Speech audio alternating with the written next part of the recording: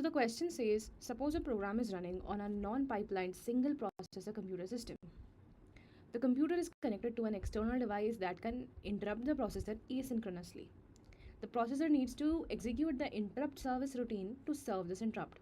The following steps are taken by the processor when the interrupt arrives. The processor saves the content of the program counter. The processor counter is loaded with the start address of the ISR. The processor finishes the present instruction. And now we have to tell the correct sequence of the steps. So let us see this question once again. अभी हमने बस एक बार पढ़ा है.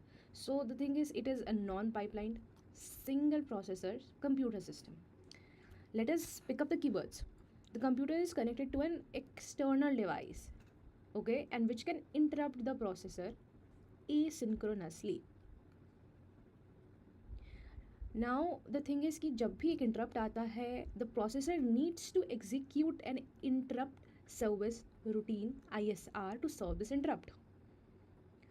So अब ये 3 steps होंगे और हमें इनका correct order बताना है. I guess now you understand it slightly more better. Now pick up each and every keyword and let us understand what each and every keyword means here. Non-pipelined, I hope you know what is pipelining. So basically आप instructions one after another ऐसे pipeline नहीं कर सकते. I hope जब हम you know कि हम terminal में commands चला रहे होते हैं, so we can write one command and we can write bar like this and we write another command and we are doing pipelining. I hope you know that. And single processor, again, you don't have multiple CPUs, you just have one CPU. I hope you are getting that. Parallel processing नहीं हो रही है.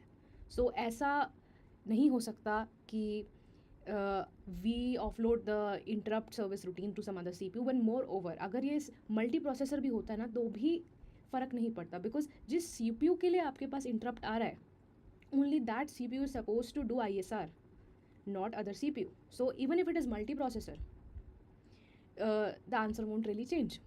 Now the thing is, we have an external device that can interrupt the processor asynchronously. Now do you know any device जो ये कर सके? Do you know something like that? You know, very good example is your mouse.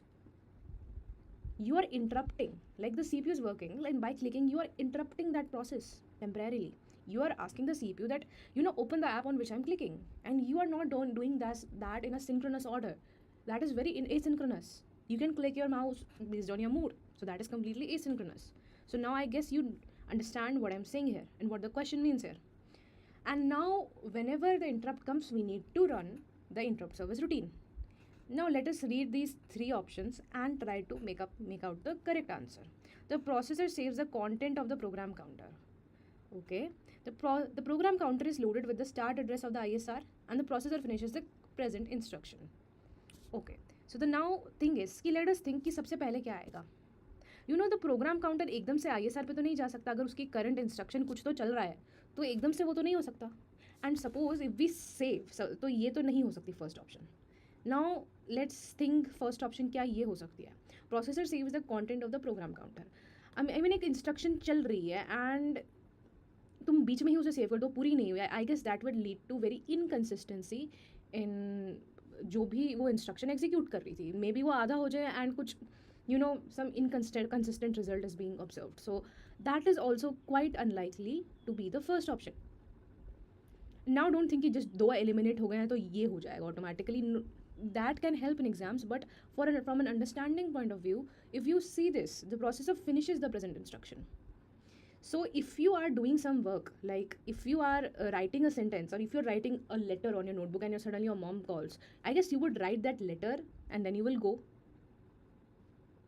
or at least you will do something that you are currently doing, especially when you are not especially when you can't keep it off, because you just cannot resume the same instruction. Most of the instructions are atomic, like एक बार में होएगा तो पूरा होएगा, नहीं तो नहीं होएगा. So given the atomicity of instructions कि एक बार में होएगा तो पूरा होएगा, you first would need to finish the present instruction. So this is our first point. And now let us see what could be the second point. Now the thing is कि there could be multiple instructions in a program. This is our program and there are multiple instructions, and suppose we are on the second instruction and we have completed this instruction, but now we need to resume this program after we have done the ISR. because otherwise if we cannot resume it then there is no point, हमें दोबारा से सब कुछ शुरू करना पड़ेगा, we would just lost our progress, CPU cycles waste होंगे. So we need to ensure कि second instruction तक जो चीज़ें हो गई थी हम किसी तरह से सेव कर सकें. So we would be interested in saving the content of program counter. I hope you're getting that. And now the third thing कि ISR अगर हमें शुरू करना है तो हमें इंटरनली उसके स्टार्ट एड्रेस पे जाना पड़ेगा, जहाँ से वो शुरू हो रहा है, जहाँ से वो प्रोसेस शुरू होगा उसके स्टार्ट एड्रेस पर जाना पड़ेगा, तभी वो एग्जीक्यूट हो सकता है. प्रोग्राम काउंटर को वहाँ ले जाना पड़ेगा. So this should be the third. And now if you see these numbers, so our correct order becomes 3,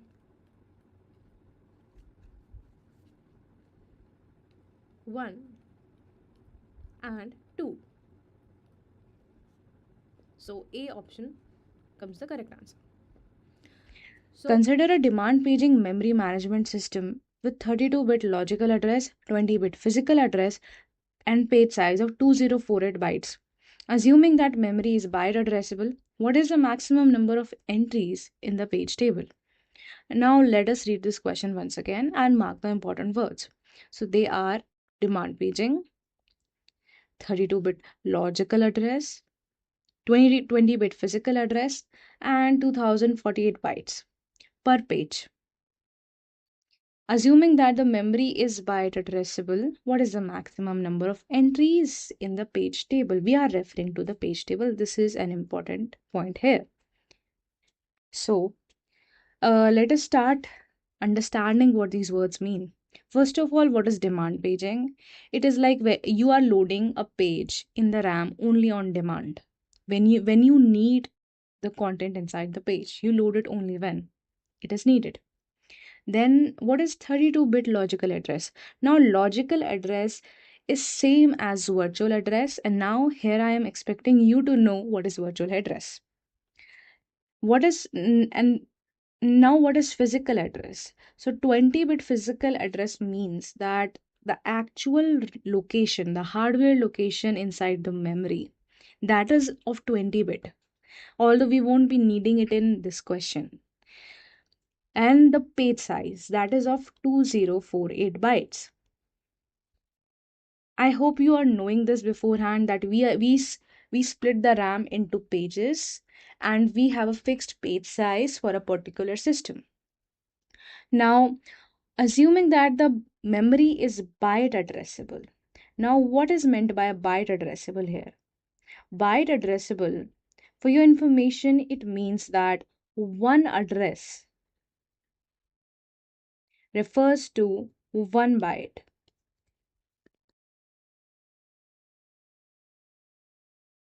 Now that we have 2048 bytes per page,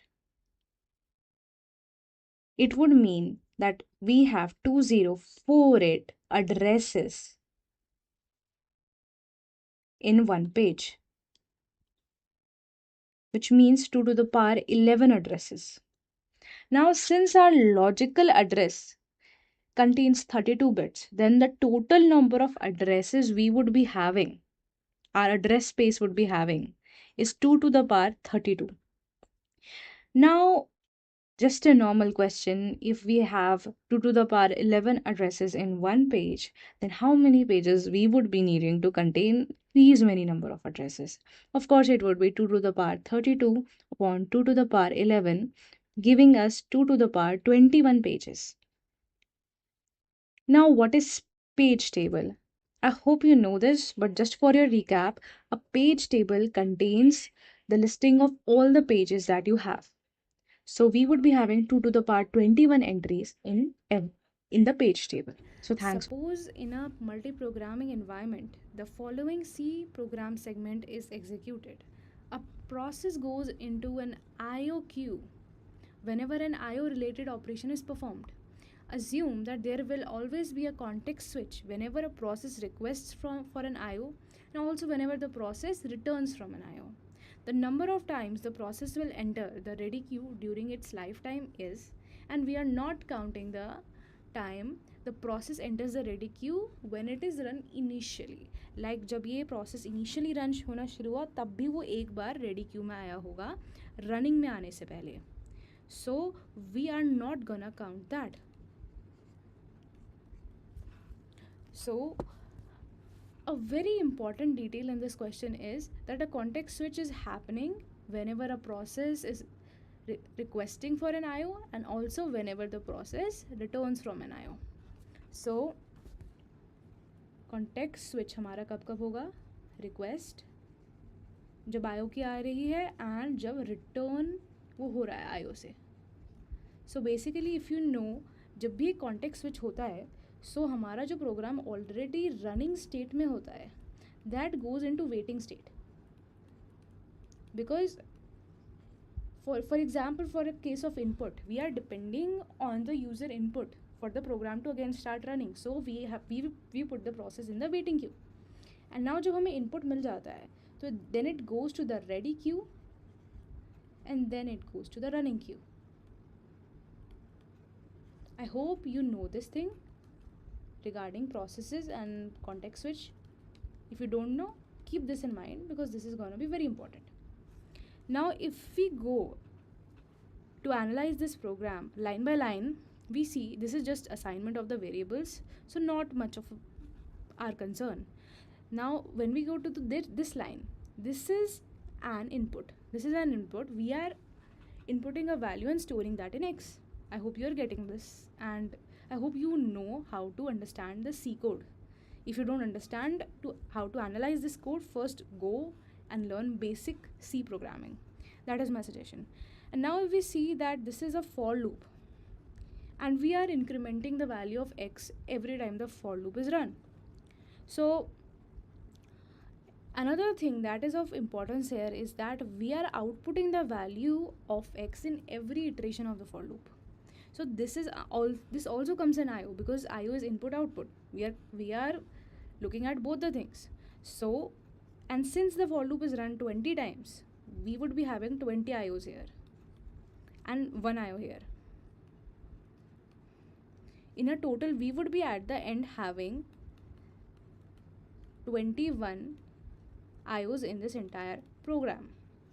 And now from this knowledge of ours, if we see the process was initially in running, then it goes to waiting, then ready, and then running again.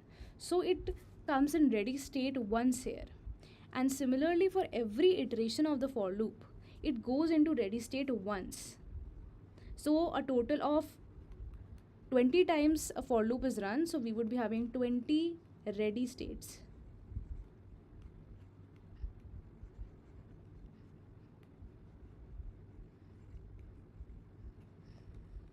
Summing this up, we would be having a total of 21 ready states in this entire program. So the correct answer becomes 21. But had this line not been there,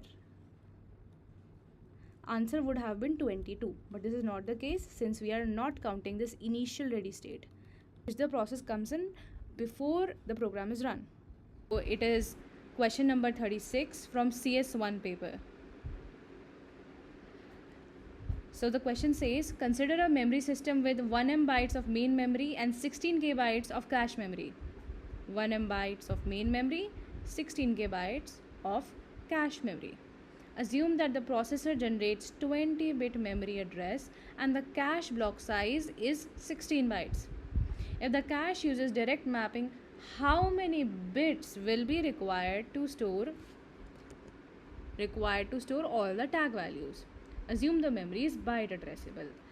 Now just for your information, let me tell you that byte addressable means that one address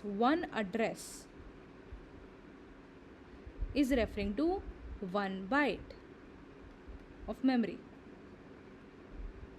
Can you get my point? Now the thing is that we have 1 M of main memory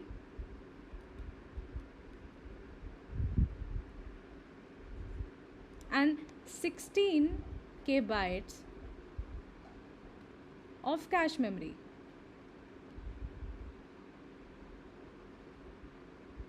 Now since main memory is 2 to the power 20 and the block size is 16 bytes, So the number of main memory blocks would be 2 to the power 16. And similarly, the number of blocks in the cache memory would be 2 to the power 10 upon 2 to the power 4, giving 16 into 2 to the power 10 upon 16 into 2 to the power 10 upon 2 to the power 4, giving us 2 to the power 10 blocks in cache memory. Since the memory address is of 20 bits, we want such that those 20 bits are accurately helping us map whether a particular block is in cache or not. So just for your information, the cache memory address that we have has three parts. It has a tag part, it has an index part, and the third part that it has is offset. Now let me just quickly tell you what all these three parts mean. First of all, offset means that where in the block the address is, the particular block that we are referring to.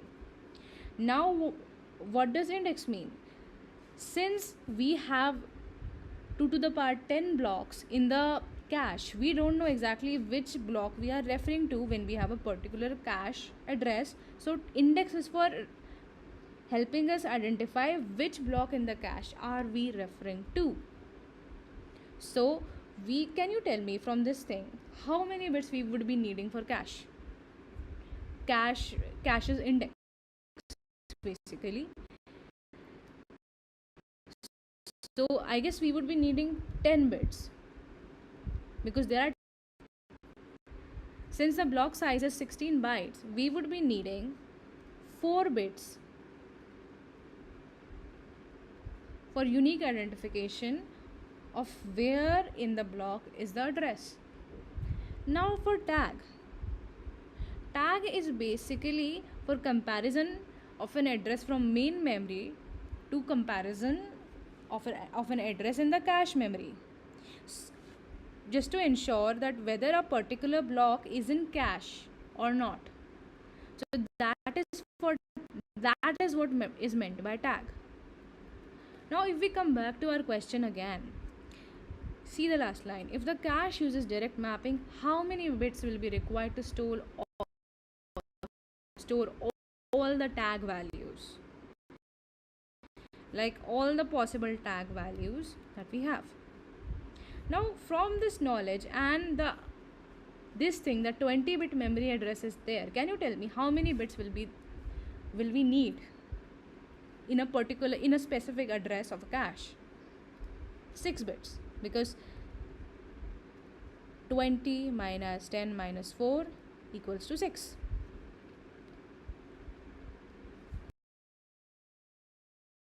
And 6 bits for each address in tag. Can you tell me how many bits will be required? I guess 6 into 2 to the power 10, because per tag we need 6 bits for all the possible blocks. For all the possible blocks, we would be requiring 6 into 2 to the power 10. It says a disk of size 512 M bytes is divided into blocks of 64K bytes. A file is stored in the disk using linked allocation. In linked allocation, each data block reserves 4 bytes to store the pointer to the next block. The link part of the last data block is a null pointer, also 4 bytes. Suppose a file of 1 M bytes needs to be stored in the disk. Assume 1K equals to 2 to the power 10 and 1M equals to 2 to the power 20. The amount of space in bytes that will be wasted due to internal fragmentation. Now M here is 2 to the power 20 and K is 2 to the power 10. Yeah, so now since each block size that we have is 64 into 2 to the power 10. Now if you know about linked allocation, then linked allocation happens in such a way that one block is connected to another block, and that happens in a way such that a block, besides its own material, its own data, also stores a pointer to the next data block that we have. So it becomes a chain type of a thing. But now we would need some memory for, you know, for storing then the pointer, of course. So if you calculate the block size, this happens to come out to be 65536. So but since every pointer is of 4 bytes to the next data block, the actual data content per block would become 65532 bytes. So this is the actual data content per block. And now the question is saying that we need to store a file that is of 1 M bytes, or you say 2 to the power 20 bytes. An important thing that I need to tell you is that when you do this linked allocation, a lot of memory is not actually used for storing the file data and is wasted in internal fragmentation. Suppose a block is of x bytes and you want to store a file of 3.5x bytes. Then you would be needing 4 blocks. But since the memory is of 3.5x bytes, 0.5x bytes would go waste. And that is the internal fragmentation that is happening.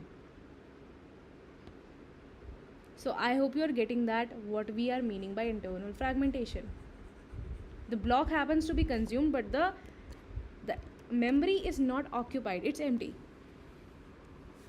So since this is the file data per block, if we divide 2 to the power 20 by this 65532, we would get to see something around 16 point something. Or if I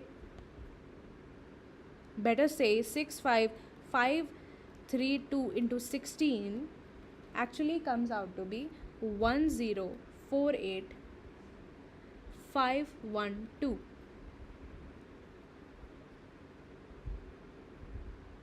And 2 to the power 20 would come out to be 1048576. And since this is the total amount of data that we need to store, you would see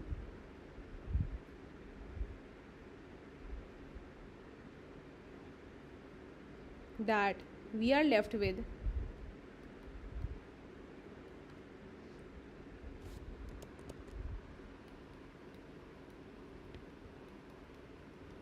64 bytes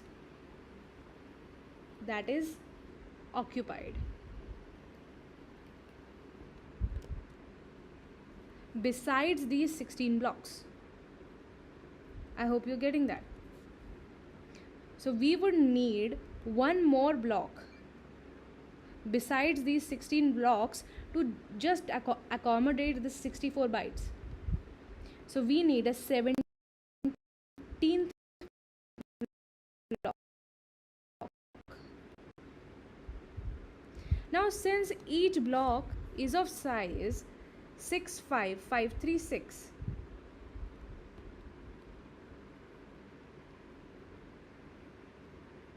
and we have only 64 bytes, so we would be left with roughly an empty space of about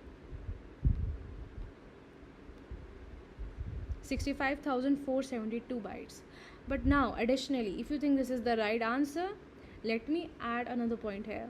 Since the last block also contains a space for the pointer, but that happens to be empty, but there is still a space that is reserved for the pointer. So we would subtract 4 more bytes from this, and this would give us 65468 bytes that are left empty inside the 17th block.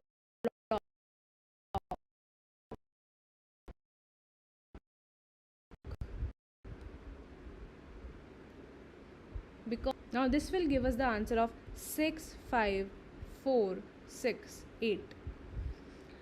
That in optimal page replacement algorithm, information about all future page references is available to the operating system.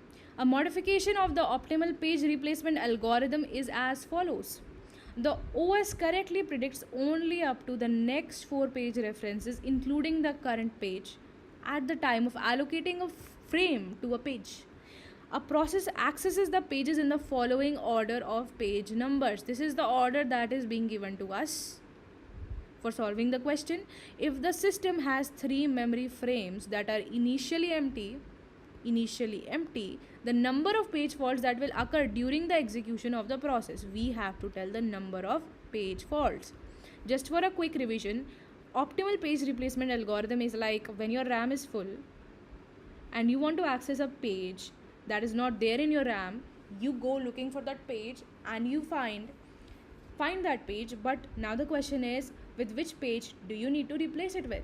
So you replace it with a page which happens to get access the most late in the future, since you have access to all future page references. So this is the optimal page replacement algorithm. But now this is a modification of this. We have only next 4 page references, and now we have to solve this question telling the number of page faults that will happen. So when we have 1 in the beginning and we need to access it, we don't have anything in our RAM, since our RAM has 3 memory frames that are empty. So initially they are empty. Then we have 1. Then we get 1 in one of the memory frames and we get 1 page fault. Now we have to access 3. We get to access 3 and we get 3 in another. We get 3 in another memory frame. Then we have to access 2. We get 2 in another memory frame, giving 1 more page fault. Now the story gets interesting when we have to access 4, because when we try to access 4, we need to replace it with something that is accessed the most late in the future. Since we have access to the next 4 pages including the 4, we see 1 will be accessed the most late. We replace it with 1 and we get 4, 3 and 2, giving us 1 more page fault. Now we have to replace 2.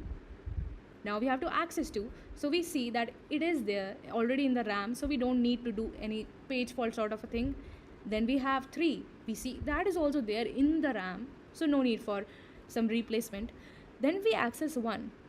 Now we see that is not there in the RAM and we have to access it. We need to replace it with something that will be used the most late in the future. Now we see 3 will be the page that will be used the most late. So we now replace it with 3. We thereby get 4, 1, 2 in our RAM and 1 more page fault. Now when we are at 2, we see that is already there in RAM, so no need for anything. Then we access 4. Again, no need for any swap or page replacement. Then we get to 3.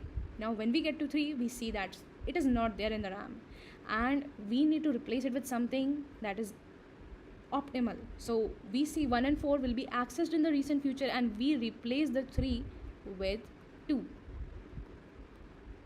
thereby giving us 4, 1, 3 in the RAM in the end, and we get 1 more page fault.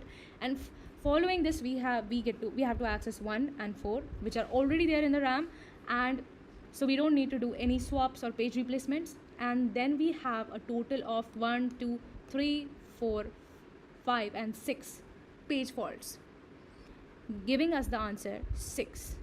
I hope you understood this question pretty well. If you have any doubts or concerns, please mention that in the comment section. If you liked the video, please share it with your friends who are preparing for the GATE. And if you found the content which I shared in this video something valuable, do subscribe to this channel, hit the bell icon for more such updates. Thanks for watching this video.